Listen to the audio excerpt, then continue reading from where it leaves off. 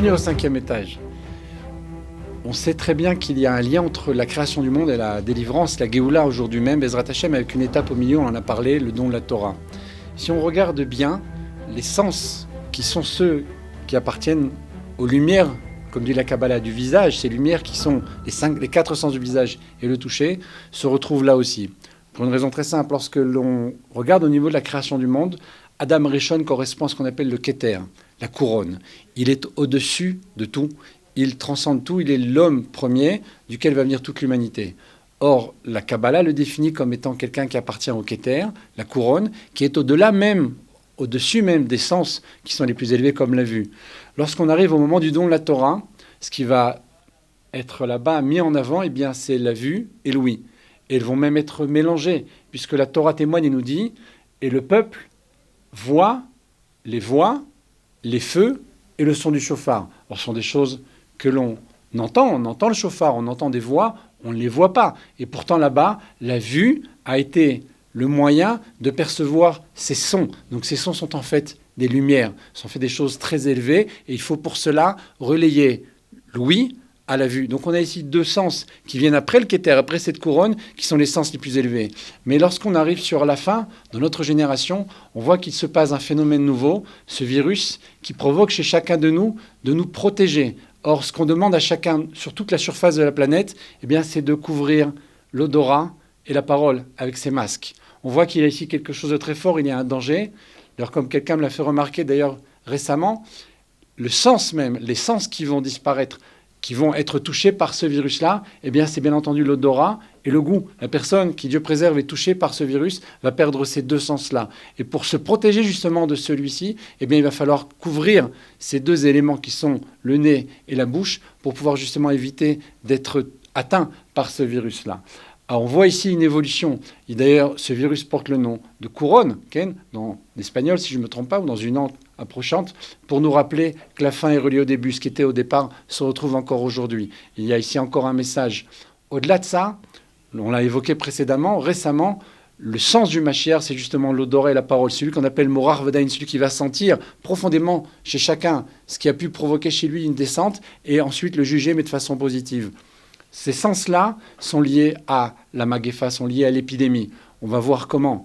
Lorsque Aaron va devoir arrêter l'épidémie après que Korach a provoqué une machloquette terrible dans le Ham Israël et que le feu a décimé, après que Korach soit englouti avec ses proches, que le feu va tuer 250 hommes qui étaient proches de Korach, il va y avoir une épidémie qui va faire des ravages. Moshe l'envoie, sur son ordre, il va aller avec les ktoret, avec les encens, et avec cela, le verset nous dit qu'il va se tenir entre les morts et les vivants. Pour pouvoir arrêter l'épidémie, il va falloir des encens qui sont justement le sens qui correspond à l'odorat. Et là, le verset conclut, Aaron va se tenir entre les morts et les vivants, et la Magéfa, l'épidémie, va s'arrêter. Il va justement se tenir, nous dit le verset, se tenir debout avec force, avec Gvoura, la Gvoura, cette force-là qui correspond à l'axe de gauche. Or, ce n'est pas Aaron. Aaron est d'homme qui est totalement dans la bonté, dans le chesed. Comment fait-il ? Eh bien, parce qu'à la base, justement, il est Lévi. Le verset, le témoin, nous dit « Aaron, ton frère, le Lévi ». Mais il n'est pas Lévi, il est Cohen. Tout le monde sait qu'il est Cohen. À la base, il était Lévi, il deviendra Cohen, et Moshe va inverser les rôles et lui deviendra Lévi. C'est pour cela que Aaron se tient dans les sphérotes, dans les sphères, dans l'axe de gauche qui correspond à la Gvoura, tout en étant un Cohen. Cette force-là, c'est ce qui va lui permettre d'arrêter l'épidémie. C'est pas le seul. Un autre verset nous dit dans les Télim, Vayamot Pinchas, Vayefalel, Vateratzara Magéfa.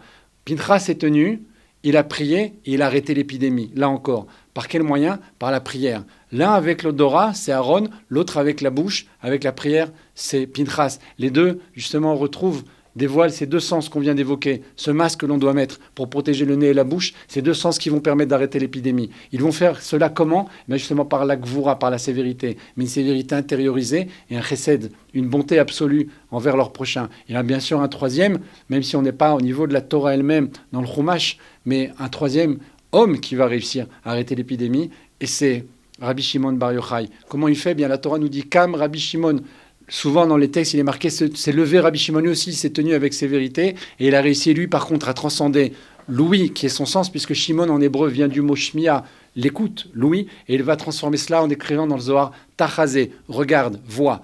On l'a expliqué, la vue est liée à l'odorat, puisque je peux voir des millions de détails, sentir des milliers d'odeurs, alors que l'ouïe et la parole sont liées elle aussi, par le fait que je n'entends qu'une phrase ou qu'un mot à la fois, et je ne peux dire qu'un mot à la fois également. Donc on est ici dans les deux sens qui correspondent à la Gvura, et on relaye ça à des sens qui correspondent à la bonté absolue. C'est ce que vont faire Rabbi Shimon, qui est normalement dans la Shmia, dans Louis, qui est la sévérité, Aaron, qui est à la base Lévi, mais deviendra Cohen, de sévérité va passer à la bonté, et Pinchas lui-même, qui lui aussi est Lévi, puisqu'il n'est pas né Cohen, et la Torah témoigne, Dieu le rendra Cohen au moment de son acte, comme son grand-père, comme Aaron, de Lévi va passer à Cohen, de la sévérité à la bonté. C'est exactement le même traçage pour Shimon, de la sévérité à la bonté, de Louis à la vue, le même phénomène, le même parallèle. Ces hommes-là vont prendre sur eux les gvurot et par cela vont réussir à arrêter l'épidémie, cette épidémie qu'il y avait à l'époque et qui malheureusement existe encore aujourd'hui. Chacun de nous peut recevoir ce message, chacun de nous peut faire exactement la même chose.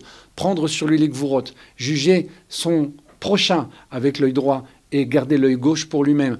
Prendre ces gvurot-là pour soi, ces sévérités-là pour soi et ne transmettre à l'autre. Ne rayonner avec l'autre que dans la bonté, que dans le bien. Si on parvient à être comme Aaron, comme Pinchas et comme Rabbi Shimon, eh bien on va se tenir et on va arrêter l'épidémie. C'est ça qu'on nous dit et on le voit de façon très claire avec ce message du masque qui est sur le nez et la bouche, parce que ce sont les sens du Mashiach qui va sentir et juger positivement chacun. C'est ça ce que nous dit la Torah là-bas, en espérant que tout le monde prenne ce message et parvienne à le faire.